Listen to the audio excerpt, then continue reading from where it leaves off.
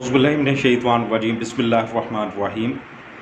आज का ये जो टॉपिक है जी, स्टेट बैंक के हवाले से जो प्रोपेगेंडा किया जा रहा है, बहुत अफसोस के साथ कहूँगा कि नून लीग के जो सपोर्टर्स हैं, मेरे भाई हैं, वो ख़ास तौर पर इसके ऊपर बहुत ही ज़्यादा बिना सोचे समझे कमेंट करते हैं और पता नहीं क्या क्या कि पाकिस्तानी हुकूमत ने, पीटीआई की हुकूमत ने स्टेट बैंक को, आईएमएफ को बेच दिया है।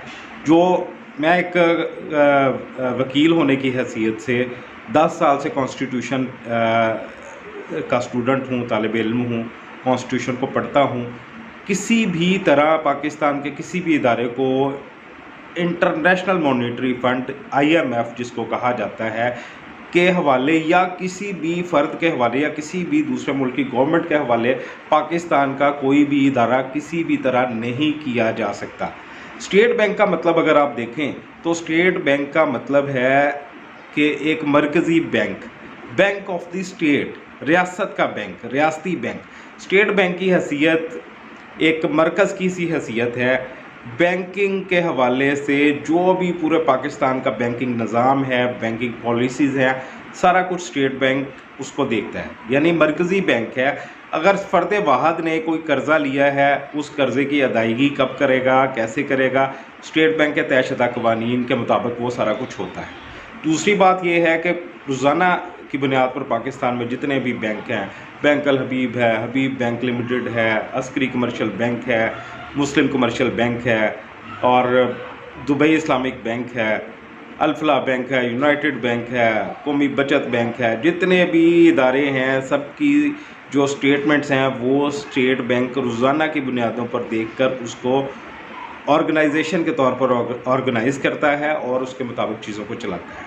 जहालत की इंतहा है। एक एंकर है मुबशर लुकमान, जो एक खाली कमरे में बैठकर ये प्रोपेगेंडा करके सिर्फ उसका मकसद हुकूमत को अपनी ताकत दिखाना है। ये लफाफा साफ़ी है और ये ताकत अपनी दिखाने के लिए कि मैं हुकूमत को किस तरह, उसको पता है कि लोग पढ़ते नहीं हैं, सोचने समझने की सलाहियत से आ रही हैं, यहाँ ना कुछ समझना चाहता है ना कोई पढ़ना चाहता है, जो मीडिया दिखाता है उसके पीछे लग जाते हैं। उसका कोई रियलिटी से तल्लक नहीं है। कौन ऐसा, मतलब कौन सा ऐसी जहनीत है जिसके वजह से उसने ये बात की है, उसके ऊपर हुकूमत को सख्त एक्शन भी लेना चाहिए उस वीडियो के ख़िलाफ़, क्योंकि वो एक इंतहाई नाजायज़ किस्म की जो वीडियो है वो बनाई गई है जिसका कोई मकसद नहीं है। मकसद क्यों नहीं है, इसके ऊपर मैंने एक अपना कॉलम भी लिखा है, आपसे चंद सतरें शेयर ज़रूर करता चलूँगा ताकि आपके नॉलेज में जो है वो इजाफ़ा हो और आपको जो थोड़ा सा मेरा नाक़िस इल्म है उससे शेयर हो। स्टेट बैंक ऑफ पाकिस्तान 1956 का एक एक्ट है जो 1935 का एक्ट आपको बताता है चलूँ कि पाकिस्तान का जो आइन जब नहीं था बना 1947 में, 14 अगस्त 1947 में पाकिस्तान ने इंडियन एक्ट को उठाया था। इंडियन नेशनल एक्ट 1935 में वो पास हुआ था। जब इंडिया और पाकिस्तान एक ही स्टेट थे, अंग्रेज़ ने वो पास किया था।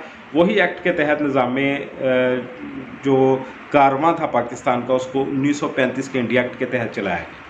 उसके बाद 1952 में एक जो आइन है वो बना। उसके बाद एक 1956 का आइन बना जिसको 1956 का एक्ट भी कह सकते हैं आप। 1956 के आइन के तहत स्टेट बैंक ऑफ पाकिस्तान जो है वो काम कर रहा है इस वक्त। फिर बताता चलूँ कि पाकिस्तान के आइन के मुताबिक, पाकिस्तान के पॉलिसीज़ के मुताबिक, बैंकिंग रूल्स के मुताबिक, स्टेट बैंक के अपने रूल्स हैं, एक्ट हैं, उसके मुताबिक कोई भी इदारा किसी के हवाले नहीं किया जा सकता, कोई भी बैंक हो या चाहे कोई भी इदारा हो। मेरा ये एक छोटा सा कॉलम है जी, वो मैं पढ़ के, स्टेट बैंक पाकिस्तान का प्राइम इदारा है जिसको तमाम बैंकों का सरदार कहा जाए तो बेजाना होगा। पाकिस्तान में जितने भी बैंक काम कर रहे हैं बराह रास्त स्टेट बैंक ऑफ पाकिस्तान के मरहून हैं। तमाम बैंकों का रोज़ाना की बुनियाद पर लेन देन, कर्ज़ की अदायगी, कर्ज़ की वसूली तमाम स्टेट बैंक के अंदर होता है। आजकल ख़ास तौर पर सोशल मीडिया और अफसोस के साथ कहना पड़ता है कि नून लीग के सपोर्टर ख़ास तौर पर इमरान खान को हदफ बनाकर कहते हैं कि इसने पाकिस्तान स्टेट बैंक, इमरान खान ने IMF को बेच दिया है। ये सिर्फ कम अकली और कोई इल्म यानी जानना ही नहीं चाहता। अब मैं आपको स्ट्रेट फॉरवर्ड एक बात बताता चलूँ यहाँ पे कि स्टेट बैंक का कानून का पास होना क्या है। बैंक IMF का ग़ुलाम बन जाएगा, लोग ये कहते हैं, और यूँ तहरीक इंसाफ ने स्टेट बैंक को IMF को बेच दिया। कितनी जहालत की बात है। अब आते हैं जी, स्टेट बैंक को 1956 के एक्ट के तहत चलाया जा रहा है, जैसा कि मैंने अभी आपको बताया, जिसके तहत स्टेट बैंक हमेशा से हुकूमती कंट्रोल में रहा है। یوں کہنا چاہیے کہ حکومت کے کنٹرول میں نہیں بلکہ صرف ایک سنگل بندے کے کنٹرول میں رہا ہے۔ وزیر خزانہ یعنی پورے ملک کا مالک و مختار وزیر خزانہ ہی ہوتا ہے، جو جب چاہے کسی کا بھی ناطقہ بند کر سکتا ہے۔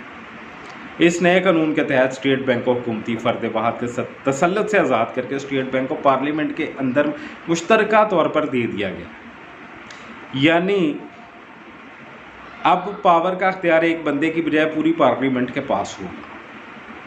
تعیناتی کا اختیار وزارت خزانہ سے لے کر پاکستانی کابینوں کو دے دیا گیا ہے۔ کابینہ اپنے اجلاس میں گورنر اسٹیٹ بینک کو نامزد کرے اور پھر صدر اس سمری پر سائن کر دے۔ گورنر کی تعیناتی ایسے ہوگی جیسے آرمی چیف کی تعیناتی ہوتی ہے۔ اب اس سارے پروسیس میں آئی ایم ایف کہاں انوالو ہے؟ کیا کابینہ آئی ایم ایف کی ہوگی یا صدر پاکستان آئی ایم ایف کا ہوگا؟ سوال ہے۔ یا پھر پاکستان میں آئی ایم ایف کی حکومت قائم ہو جائے؟ میری سمجھ سے باہر ہے کہ اس سمپل سے قانون میں کہاں ذہین لوگوں کو کہاں یہودیوں کی سازشیں یاد آ گئی ہیں۔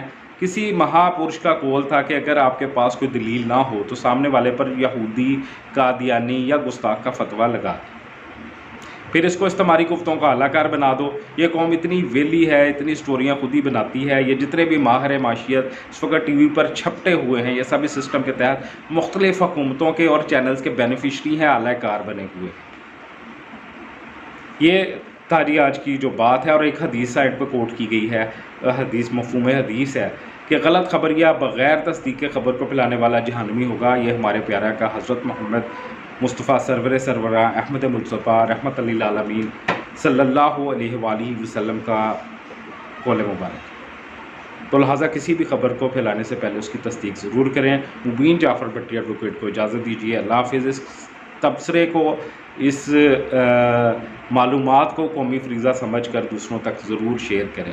یہ 6 منٹ 7 منٹ آپ کی زندگی میں آپ کے جو غلط نظریات ہیں ان کو صحیح کرنے کے لیے کافی ہوگا۔ اگلے ویڈیو میں ملاقات ہوگی۔ اپنا بہت سارا خیال رکھیے گا۔ ہمارے چینل کو سبسکرائب کرنا نہ بھولیے گا۔